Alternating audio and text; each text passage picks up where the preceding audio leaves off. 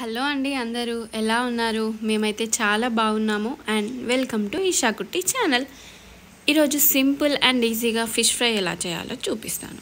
ముందుగా ఒక ఆనియన్ని తీసుకొని లేయర్స్తో మంట మీద కాల్చుకోండి. ఆ తర్వాత లేయర్స్ని తీసేసి ముక్కలుగా చేసి ఒక పక్కకు పెట్టుకోండి. అండ్ కర్రీలోకి మనకు మసాలాలు కావాలి కదా, సో దానికోసము ధనియాలు, మెంతులు అండ్ జీలకర్రని తీసుకొని అండ్ ఇందాక ముక్కలుగా కట్ చేసుకున్న ఆనియన్ని కలిపి పేస్ట్ చేసుకొని ఒక పక్కకు పెట్టుకోండి. ఆ తర్వాత ఫిష్ని వాటర్ లేకుండా ఒక బౌల్లోకి తీసుకొని 2 టేబుల్ స్పూన్ కారము, 1 టేబుల్ స్పూన్ పసుపు అండ్ ఉప్పు తగినంత. ఆ తర్వాత అల్లం వెల్లుల్లి పేస్ట్ తీసుకోండి. అల్లం వెల్లుల్లి పేస్ట్ కొంచెం ఎక్కువ తీసుకున్నా పర్లేదు, ఎందుకంటే నీసు వాసన అనేది రాకుండా ఉండడానికి.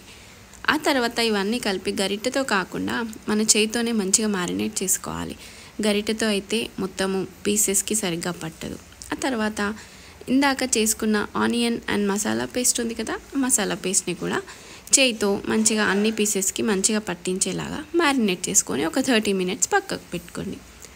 ఆ తర్వాత ఒక బౌల్ తీసుకొని అందులో oil 2 to 3 table spoon oil పోసుకొని కొంచెం వేడయ్యాక ఒక్కొక్క పీస్ సపరేట్ వేసుకోండి. ఒకేసారి అన్ని పీసెస్ వేస్తే మనకి కలపెట్టడానికి కష్టం అవుతుంది అండ్ ముక్క కూడా విరగడానికి ఛాన్సెస్ ఉంటుంది. సో అందుకని చెప్పేసి ఆ తర్వాత మంటని మీడియం టు లో ఫ్లేమ్ పెట్టుకొని ఒక 5 to 7 మినిట్స్ ఉడికించాక ఇలా కలుపుకోండి, ఎందుకంటే ఆయిల్ అనేది ఈజీగా స్ప్రెడ్ అవుతుంది. గరిటెతో అయితే మనకి కలపలేం కదా, అందుకని చెప్పేసి. ఆ తర్వాత మళ్ళీ 5 to 7 మినిట్స్ తర్వాత ఒక గరిటెతో ఒక్కొక్క పీస్ని సపరేట్గా తిప్పివేయండి. అన్నీ ఒకేసారి కలిపెట్టద్దండో, ఎందుకంటే ముక్క విరుగుతుంది, అందుకని చెప్పేసి. ఆ తర్వాత మళ్ళీ 5 to 7 మినిట్స్ ఉడికించాక వేడి వేడి ఫిష్ ఫ్రై రెడీ.